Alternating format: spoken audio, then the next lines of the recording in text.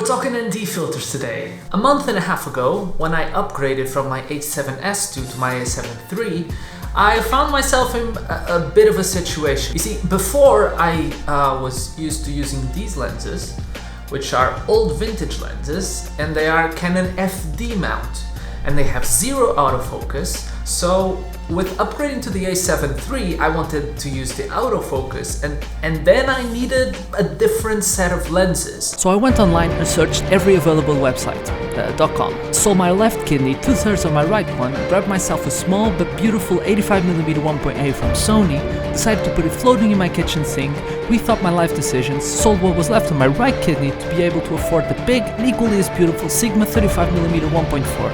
Was super impressed by the image quality, and in the end, my beloved Variable ND did not fit anymore. So I had a problem.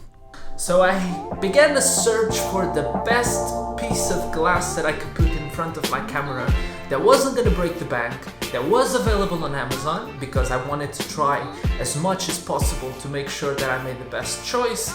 And since I live in Portugal, the best way to purchase on Amazon is on the German one.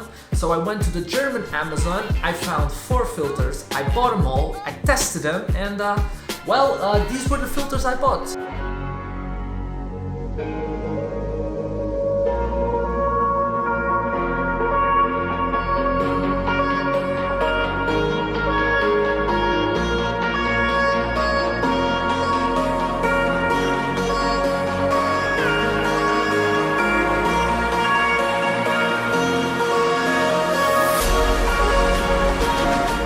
So if you're thinking about why in hell do you need ND filters? Well, it's pretty simple.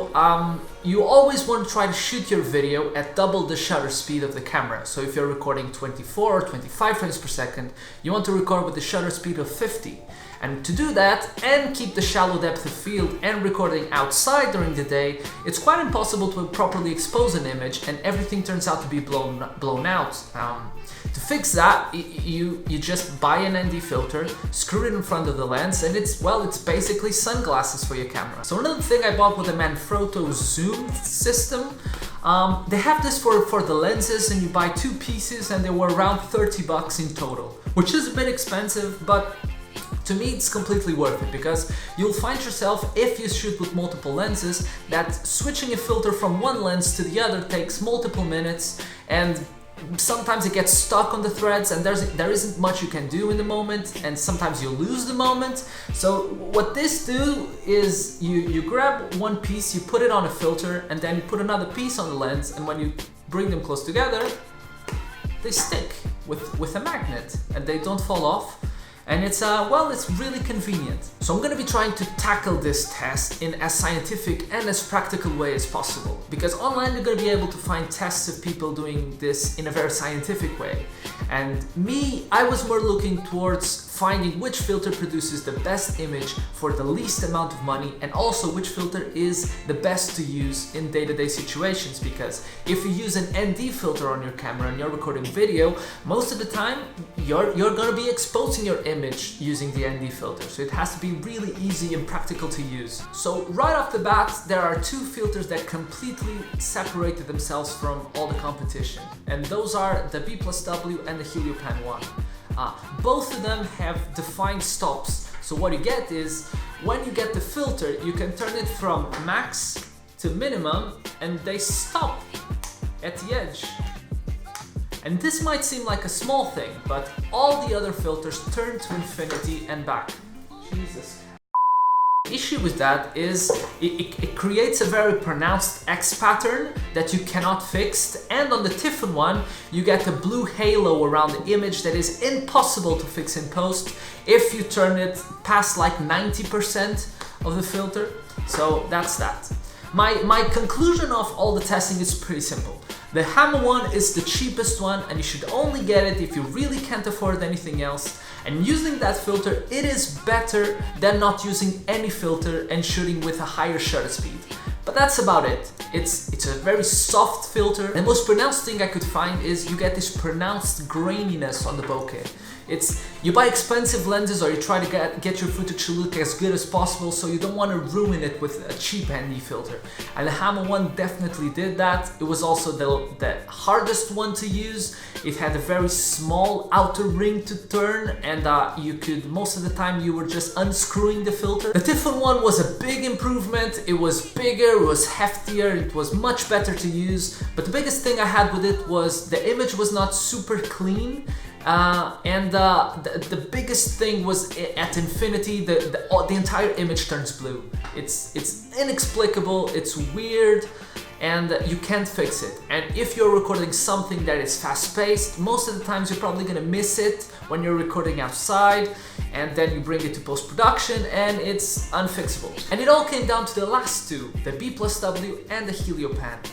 Both of them were really good and really comparable in all the testing I did. The image was just as sharp between the two. It was just as great. The autofocus area was very soft, very natural. It was easily comparable to not having any filters at all. So yeah, this concludes the video on the best ND filter for the money. The Heliopan one was the final choice. Unfortunately, it was the most expensive, which made me feel a bit sad because it was my money and I had to spend it. Final thing was it had an additional stop of filtering, and that came in really useful if you're recording outside S-Log2.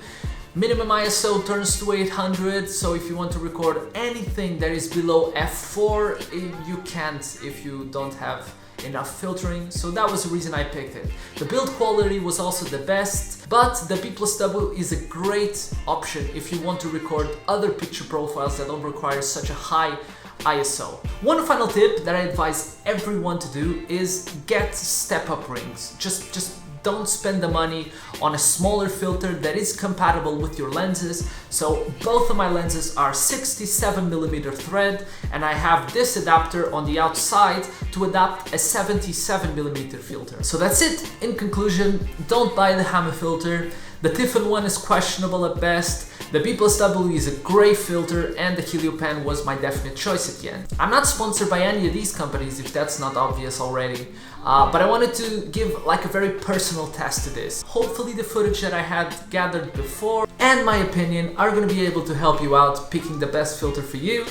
If you have different opinions to me, just feel free to let them in the comments below. This concludes the end of the testing. I hope it was helpful to you, as it was to me.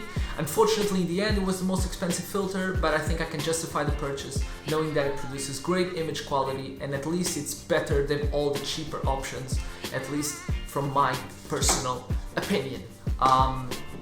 Yeah, I'm gonna go do something else now. Peace.